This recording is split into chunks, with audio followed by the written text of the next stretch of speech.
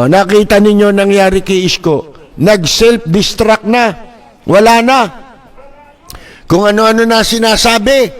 O, ganyan yung amo mo, pagsalitain mo. Naamong kulit. Wala na. Binaliw ng tadhana. Yan ang sinasabi ko. Hindi kayo naniniwala sa sinasabi ng Biblia. Yan ang mangyayari sa'yo.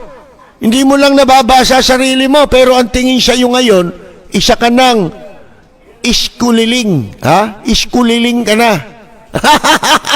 Meron ka ng kililing. Hindi mo pa alam. Yan ang pinakamasakit sa merong kililing. Nabaliw na siya, hindi niya pa alam. Baliw ka yata eh. Wala ba itong kapatid na nakababatay, medyo bunso, yung babagay sa akin?